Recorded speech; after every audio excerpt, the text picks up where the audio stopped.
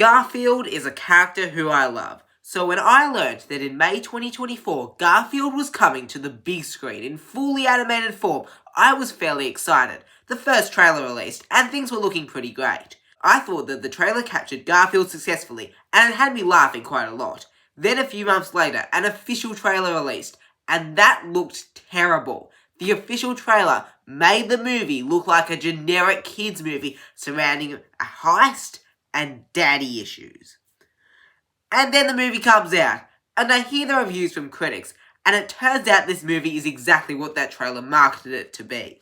A generic heist movie about a cat doing stunts and experiencing daddy issues, and it only contains a few Garfield-isms to technically count as a Garfield movie.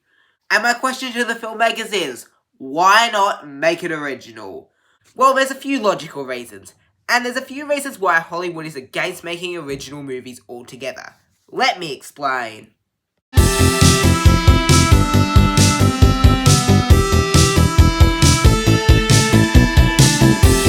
Hi all, I'm the Grinning Critic and I love talking about movies with a grin. And I will be able to talk about more movies with a grin if Hollywood made more original movies. So why wasn't the Garfield movie an original movie? Well, it's all because of one reason. Money. Let's be honest here. Most of the movies that make a whole bunch of money at the box office are not original movies. Let's just take a minute to look at the highest grossing film from each year of the last decade. 2015, Star Wars The Force Awakens. 2016, Captain America Civil War. 2017, Star Wars The Last Jedi. 2018, Avengers Infinity War. 2019, Avengers Endgame. 2020, Demon Slayer Mugen Train. 2021, Spider-Man No Way Home. 2022, Avatar The Way of Water. 2023, Barbie. 2024, Inside Out 2. Notice a pattern here. Not one of these films, not one, is an original film. All of them are based off an IP. And that to me is kind of sad. Look, I love big blockbuster movies just as much as the next person, I really do. But I want some original movies to be making money at the box office. So why don't they make money? Original movies often bomb because of a couple of reasons. One, the lackluster marketing that a lot of these movies receive.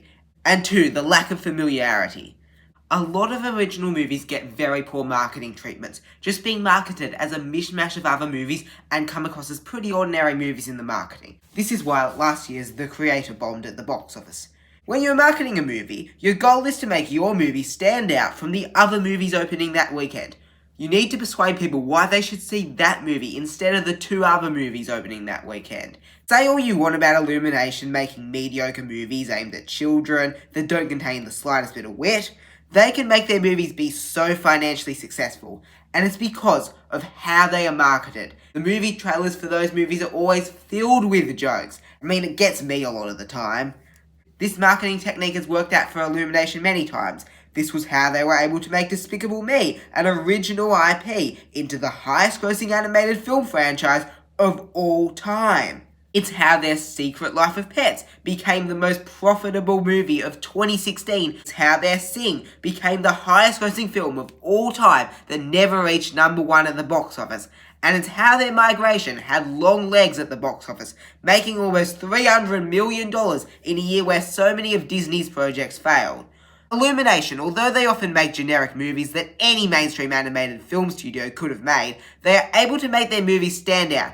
Let's talk about a lack of familiarity. Let's go back to the 1980s decade. Of each movie that was the highest grossing movie of that year, only 3 films were part of a franchise. The other 7 were all original films. Do you want to know how they did that?